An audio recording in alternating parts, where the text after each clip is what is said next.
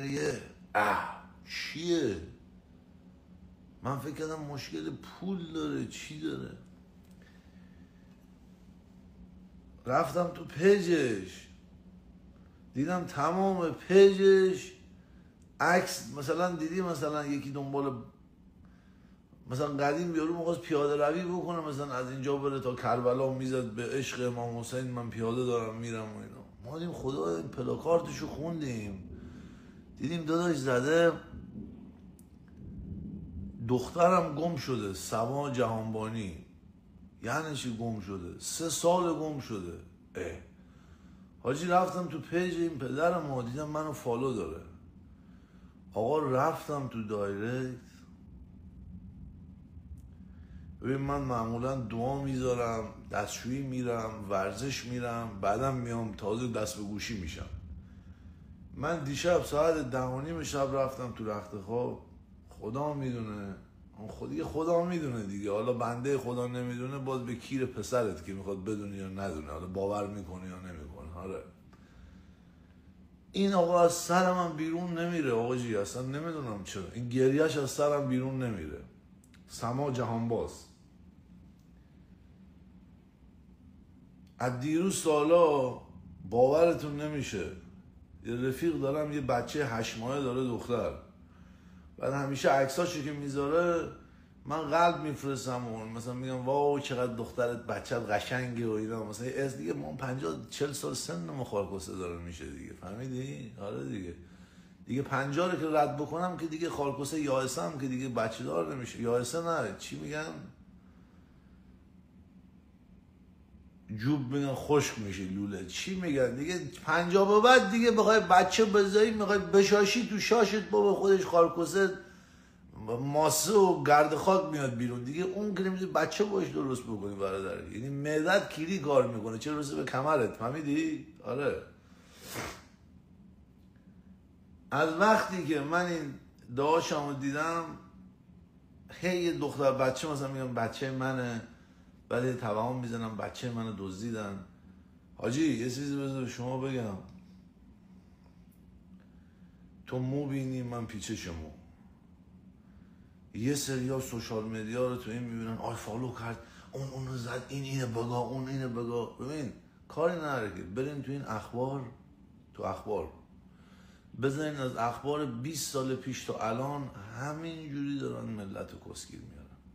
اسرائیل اومد میخواد ایران رو بزنه، حالا آمریکا الان دموکرات ها رفتن، ریپابلیکن ها میان، اونا میان اینا رو میگیرن، اونا میان اینا رو میگیرن. خب شما به یه چیزی تا حالا فکر کردی اگه همه با هم صلح بکنن و تموم بشه؟ خب تکلیف این اخبارگو و تکلیف این تفنگساز و راننده تریلی که با تفنگ ببره و خلبانی که با فشنگ ببره و اون وسط یارو بخواد چک بگیره و کمیسیون پول فشنگ بگیره، با اینا چی میشه؟ پس جنگ هست آخر. این جنگ خارکوسته تمام بشه نیست. توی رفیقات جنگ داری، توی کشور جنگ داری. چرا؟ چون طرز فکر همه برای نسبت کیری داره جلو میره. یارو میگه زار میزنه، میگه من 3 سال بچه من یه لحظه خودم گذاشتم جای یارو. میگم خدا به سر شاهده، اگر دایرکت این پدر رو با من نگاه بکنین، اصلا پشت کار همچین پدری من تو عمرم ندیدم. 1500 تا تک کرده. ببین 1 سال من فکر کنم این هر روز منو تک کرد. ببین چقدر این پدر گرفتار بود، عاجز بود که دست یکی رو میخواست بگیره. حالا من فکر کنم منو که نمیگرد، همه رو تک میکرد، یه نفر که تریبون داره ببینه.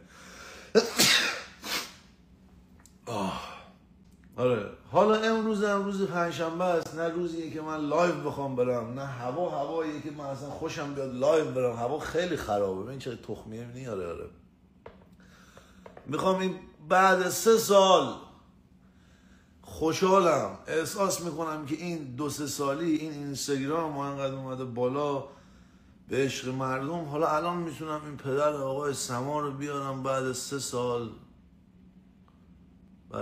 برای ما تعریف بکنه. آقا اصلا روز اول من یک کلمه صحبت نمیکنم، فقط پدر من فدای اون قلب خستت، گریه نکن، گریه ما رو هم در نه که ما بتونیم صحبت بکنیم. تو گریه کنی منم باید با تو گریه کنم. من خودم بدتر از تو هم پدرها. خدا الان ساعت 6:30 صبح. حالا میدونم شاید بگین حرفا چیه میزنی دیگه. من آدمم، سیستم بدنم، من دستشویی هنوز نرفتم. من دستشویی نرم اگه به من بگین کینگ فهد و فرعون اونجا منتظرتن چیکار کنم؟ وقتی شکم من درد میکنه، من حال خوب نیست، برم پیش شیخ فهد دنبال چی؟ نمیرم. تو هم رخت خواب خودم هستم. مگه این همه کارتون خواب تو خیابونن شیخ فهد دارم؟ ولی شکم شیخ فهد هم کار نکنه به گایدن میره، کارتون خواب هم شکمش کار نکنه به گایدن میره. پس وقتی سلامتی رو داری سپاسگزار خدا باش. به داد هم نوع برس، به داد هم نوع خودت برس. آقای ای وای، حالا اسم این برادر ما، اسم پدرش یادم رفت، این چی باید بالا بیاریمش. اسم این برادر ما، اسم این پدر ما، این عموی ما این سما خانوم دختر عموی ماست از امروز. دختر عمو نه، چون برادر عموها با هم سر مالپال درگیرن. آقا این خانوم سما خواهر ماست از الان. من الان برای اولین بار دارم این پدرش میارم بالا، میخوام صحبت بکنه، خالی بشه. پدر جان این تریبون من مال تو، بیا بالا فقط یه رو پدر جان صحبت بکن، چون من قرص کافئین خوردم، میخوام برم ورزش بکنم، تپش قلب گرفتم. خب آره عمو جان. اسم عمو چیه؟ عمو جان، پدر جون، آقای جهانباز اسم چی بود؟ سعید. آقای سعید. آقا سعید سلام آقا سعید، نوکرتم. بیا این چجوری پین میکنن یا رو؟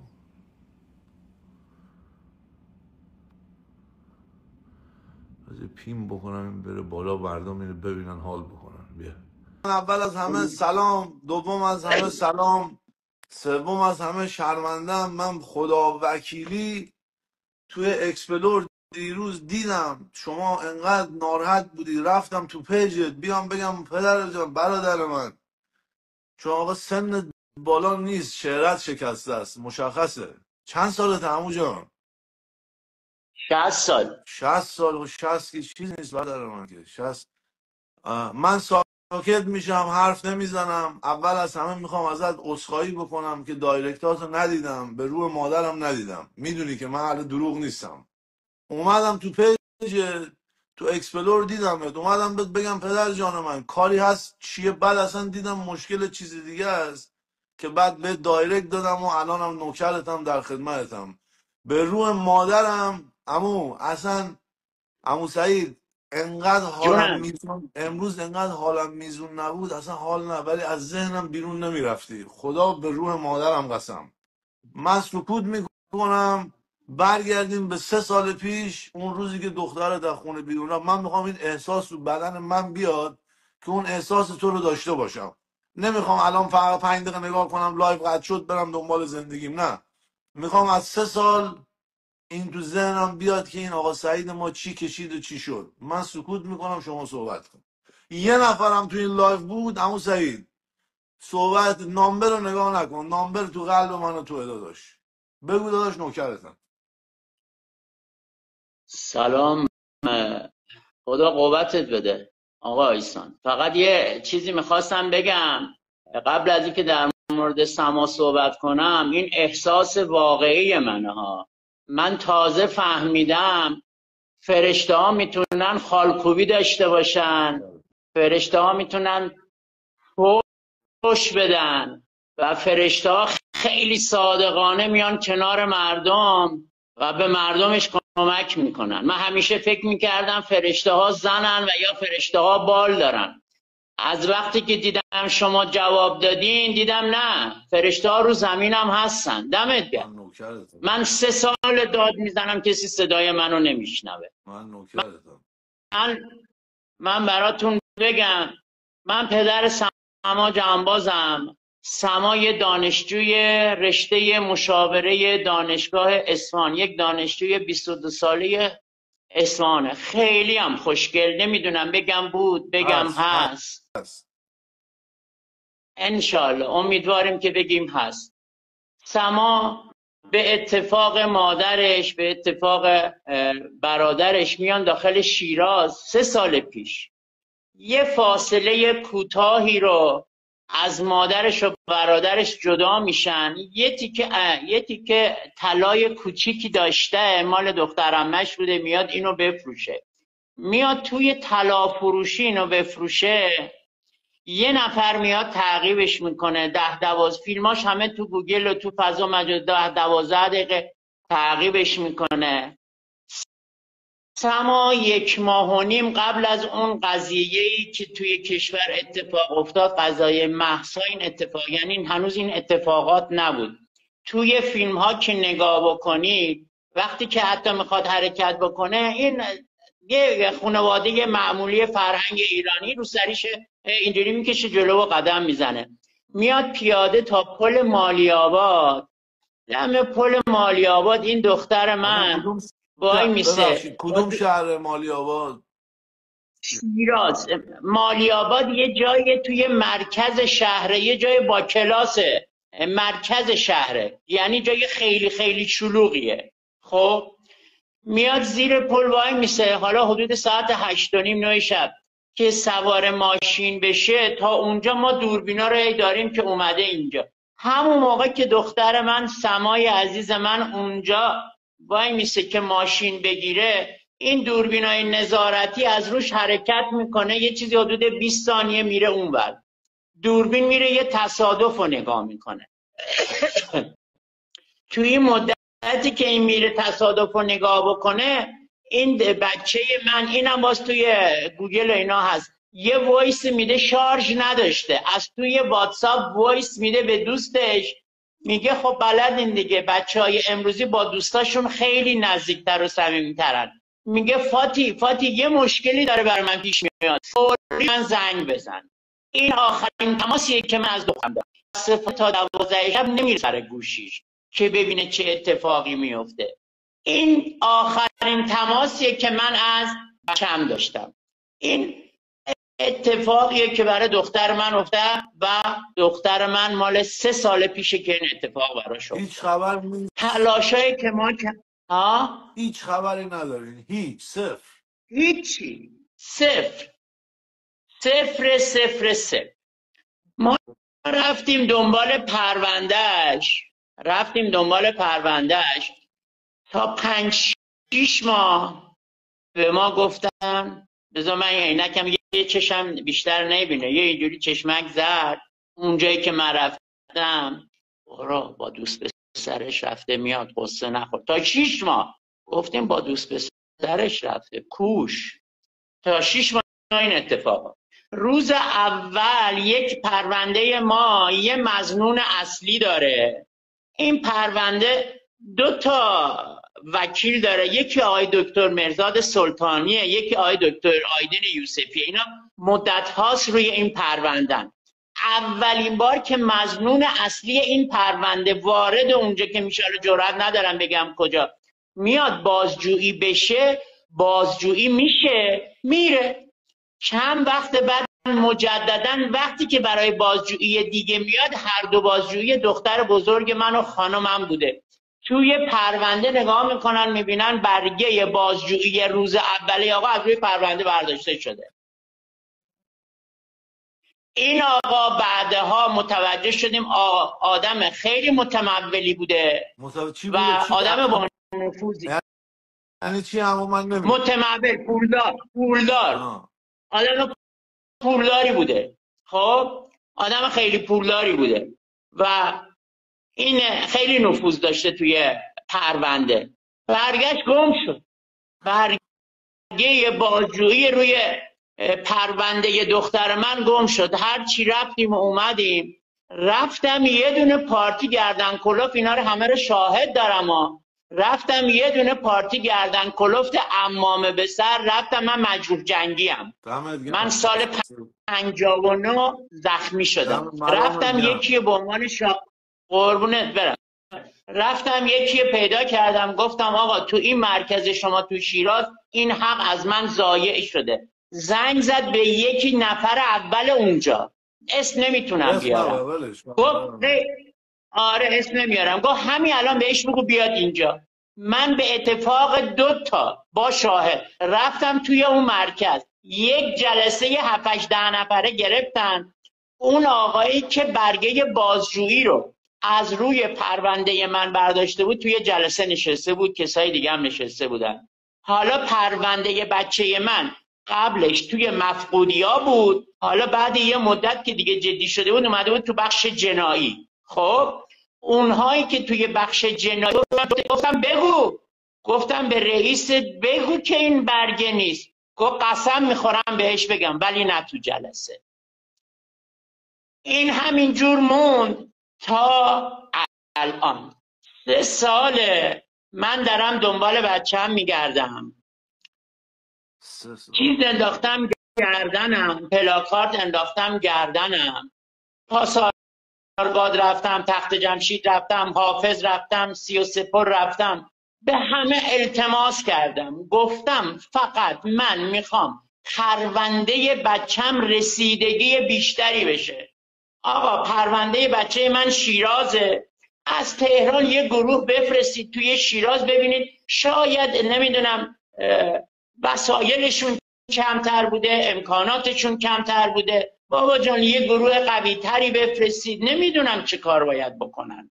من به هر جایی که بگید رفتم. آیسان جان خدا میدونه پارسال من با خانمم اسمش سمیه است، تورا داشتیم میرفتیم قم، گفتن یه جسد پیدا شده کامل سوخته، بیا برو دی ان ای بده. تو مسیری که من میرفتم به خانمم گفتم سمیه کاش کی سما باشه این جسد، مردیم دیگه. از بس زنگ میزدن تو کوه یه جسد پیدا شده، تو رودخونه پیدا شده، تو آشغالا پیدا شده، تو سطل، تمام خبرها رو من دنبال میکردم، زنگ میزدن بیا ببین. تا 2 روز پیش پریروزم رفتم باز دوباره داخل سردخونه شیراز، بهم گفتن یه جسد دیگه اینجا پیدا شده. رفتم دیدم جسد روسری شبیه بچه منه. روسری شبیه بچه منه. حالم بد شد، خدا براشون خود. صندلی گذاشتن زیر پام گفتن بشین. گفت کی از لباساش خبر داره؟ گفتم من نمیدونم، مامانش خبر داره. زنگ زدن به مامانش، مشکوک شدن، گفتن تعطیل بود دیگه این دو رو. گفت یک شنبه باید دی ان ای بدی پدر. نرفتم دنبال شارجرم و گوشیم و موتورم و اینا، دنبال یک دختر 22 ساله دانشجوی مشاوره خیلی زیبا. خب به هر کی بگید التماس کردم. حالا نمیدونم چه جوری درخواست بکنم از مردم. خب بذار من اینجا یه چند نفر خیلی به من کمک کردن مثل خودت. یه آقای اومده گفته آقا اگر اینا بچت پیدا بشه، یه آقا مجتبی حیدرپوره، یه آقای رحمدله، یه حامی گمشدگانه، برید تو پیجش نگاه بکنید، 100,000 تا گمشده توشه. یه خانم مادر بیتاز، اینها به همراه خانم شهربانو منصوریان، به همراه آقای پرویز پرستویی، اینا کسانی بودن که همراه من بودن. همه اینا آمدن به من گفتن عمو پرویز پرستویی قضیه رو میدونه مال شما رو؟ بله من باش در ارتباطم، پست گذاشت. عمو پرویز زنگ زد به یکی هست اینجا آقای شاهین طاهری، خب شیرازه، گفت برو یه مستند ازش درست کن. این آقای طاهری بلند شد با گروهشون اومدن خونه ما، خونه خواهرم یعنی شیراز. من اینجا الان شیرازم، تو دفتر وکیلم آقای سلطانی، اینجا تو دفترم. اومدن یه مستند درست کردن. خود آقای پرویز پرستویی بهشون گفت برو یه مستند براش درست کن، سر و صدا این چیز بیشتر بشه. گذاشتن تو یوتیوب. چرا دارن انجام میدن؟ منتها من نمیدونم دیگه باید چه کار بکنم. عمو سعید، من میدونی چی میخوام؟ جونم. عمو سعید، تو این همه آدمایی که میدونی که چرا من الان داری صحبت میکنی، من تو فکر هیچی نیستم. من آدمی هستم خودزاد پندار. من الان دقیقا خودم میذارم جای عمو سعید. میگی تو سردخونه رفتم، منم مثل تو چشم دارم فکر میکنم این کشوها رو وا میکنن. صحبت بچه آدم، ولی راحت باش، صحبت بچه آدمه، صحبت اولاد آدمه. مگه میشه تو رانندگی کنی بری سر جنازه یکی بینی مثل اینکه ببین پدر من 70 سال سنش بود، خب وقتی 1 هفته بردنش 7 روز میگم من مردم و زنده شدم. حالا فکر کن یه بچه 22 ساله آدم، دختر آدم، دختر. اصلا 100% باز مرد بود، پدر ما بود، فرق داشت، دختر فرق داره. من اصلا خدا وکیلی دارم میگم، نه اصلا.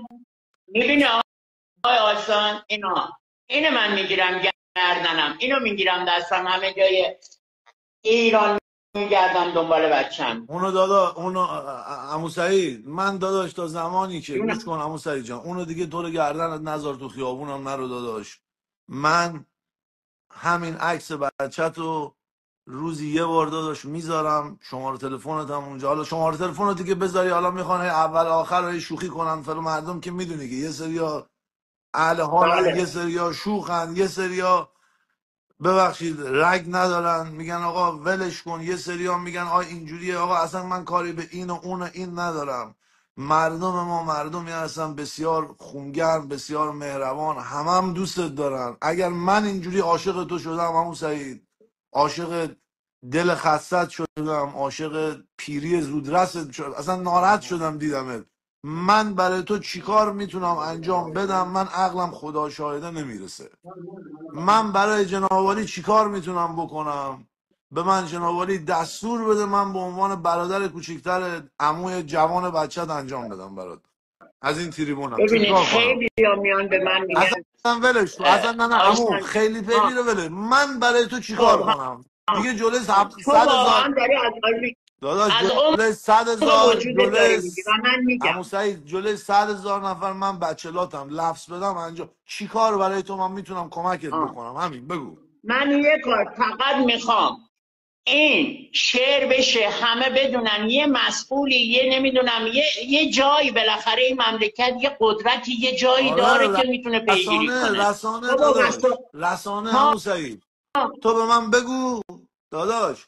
خدا الهه حسین نژاد بیامرزه، ایشالله دخترت سعی و خدا سلامت رحمتش کنه. ایشالله دخترت سعی و سلامت برگرده، این 3 سال به اندازه 30 سال با هم شادی کنین. پروردگار خیلی بزرگتر از این حرف هست برادر من، خودت میدونی.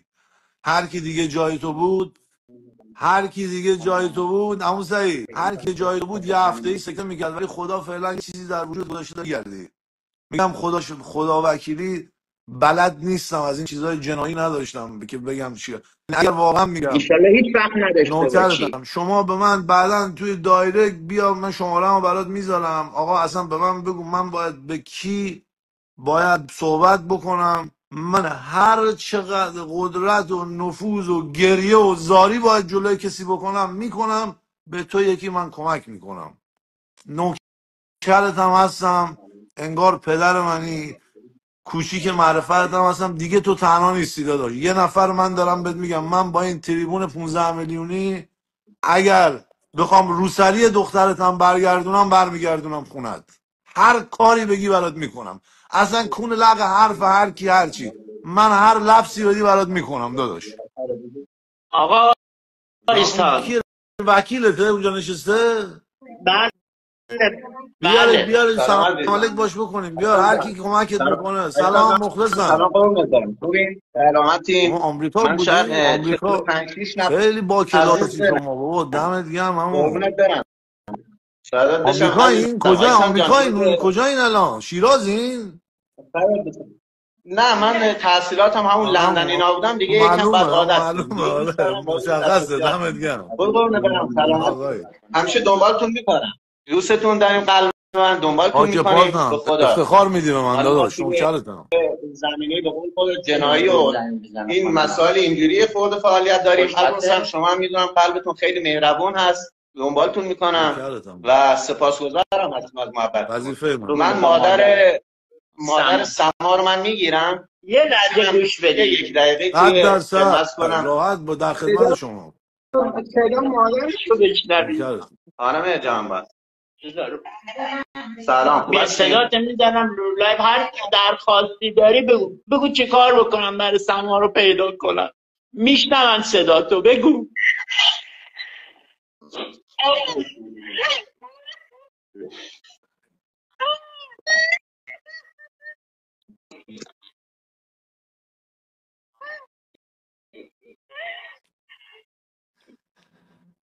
گریه نکن، بگو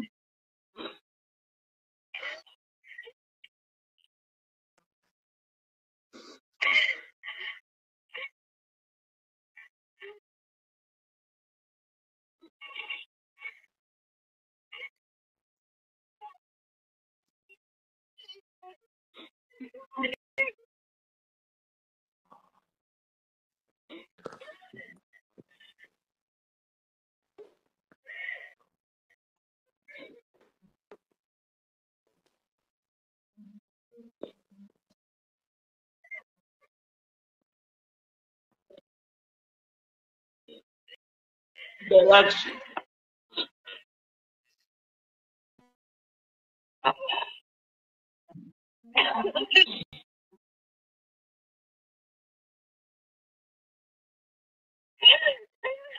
گریه نکن. اگه آقایون میخوام درخواست کنم مردم که مادر یه دختره. آقایون مردم مشکلات مردم رو نگاه کنین، بعد میگیم من چرا ماشین ندارم، من چرا اون ندارم. مشکلات مردم رو نگاه کنین. یه مادر جلوی 100,000 نفر نمیتونه یک دقیقه بگه بچه منو پیدا کنین. اینجوری مردم تو گرفتاری هن.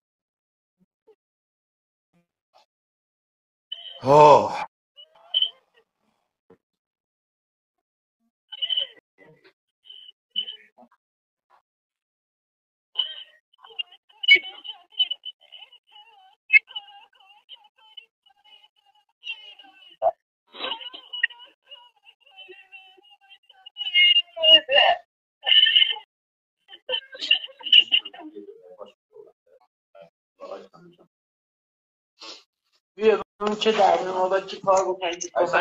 سلام عزیزم، قربونت برم.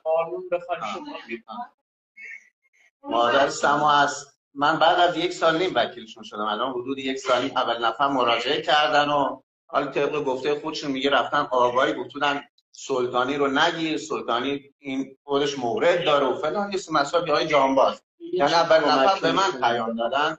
من کارم کلا جنایی کیفری. حالا از بگذاریم خدمت کنم. از یه سمت ما دوتامون جوان هستیم. ما لحاظ قانونی تا جایی که ممکن باشه قاعدتا دیگه اطلاع داریم. مثلا خیلی بگیم وکیل و فلان یه حس خوبی شاید ندارن. میگم آقا وکیل چیکار میکنه؟ یه پول میگیره فلان. اولا من فقط کنارشون هستم به عنوان برادری بدون چشم داشت. کنارشون هستم تا آخرین ثانیه راهشون نمیکنم. توی پیج من گذاشتم. همیشه هم خدمتتون پیگیری کارشون به صورت مرتب و منظم هستیم. ما لحاظ قانونی که ما یه وظیفه داریم اینو انجام میدیم و خدا رو شکر اتفاق خوبم داره میفته. یعنی یه سری سرنخ‌های خاصی، یه سری اتفاق خوب داره میفته. انشالله شما هم که دیگه از اون بود داری بهمون کمک میکنین، یه یاری بکنید، دست من دیگه خدا. دوتامون جوان هستیم و این مرد بزرگ رو نجات بدیم. به قول خودتون فرمودین جمله قشنگی گفتید که این پدر چطور 3 سال تونسته دوام بیاره. خیلی سخته، خیلی. یعنی 3 سال بتونی اینجوری وقت بذاری از آیسان اونجا پیدا کنی، آقای پرستویی رو اونجا بتونی پیدا کنی، شهربانو منصوریان جای دیگری واقعا باید وقت بذاری بتونی یه آدم باش با خوشحاله. خدمتتونم بالا. دمتون گرم، دوستتون داریم. آقا دمت گرم، خدا حفظت بکنه. عمو جان شماره‌مو برات میذارم. خب شماره‌مو برات میذارم. هر موقع کاری چیزی از این پلاکارتی عکس درستی یه چیزی که من باید بذارم، به کسی باید زنگ بزنم، کاری باید بکنم، باید جلوی هر کی گردن کج بکنیم، زانو بزنیم، دستشو ببوسیم، پایین تنشو ببوسیم، هر کاری هست من برات میکنم. به من بگو فقط. گریه نکن جلوی دوربین. عمو سعید گریه نکن، تو صورتت انسان مشخصه. تو بخندی هم دنبال بچت بگردیم غم توت معلومه. یعنی دارم اینو بهت میگم، اینو خدایی میگم، چون بعضی موقع گریه میکنی مردم دل ندارن میزنن بعدی. گریه نکن دیگه. بعد گریه دیگه یه گریه که دیگه اشکی نمونده برات که. گریه نکن. خدا باهات. من این صفحه هست، این صفحه بره، ما پلاکارت میذاریم مثل خودت، میریم تو ترکیه میایم میگردیم دنبال. مثال میگم، من هر کاری از دستم بر بیاد قلبی برات میکنم، به روح مادرم قسم. هر کاری اگر من باید کسی رو بگیرم از دستگاه قضایی رو میخوای فوش خار مادر رو برات بگیرم، اسم بگو، هم رگبار، هر کاری بخوای من برات میکنم. ممنونم. منظورم که این حالت تنهایی دیگه بیا بیرون. من تنهام و کسی دورت نیست دیگه. من هستم داداش. من هرچی دارم انگار من و تو با هم داریم. هستم در خدمتت. نگران هیچی نباش که نمیشه نگران نبود. دخترته. منظورم رو من و این 14-15 میلیون رفیقای من حساب کن. اینا همه مستضعف سینه سوخته از قلب ایرانن. یعنی اگر یه ایرانی توی اروپا اینجا داره الان منو نگاه میکنه، رفیقای من این 14-15 میلیون خاکی هن، مشکی هن.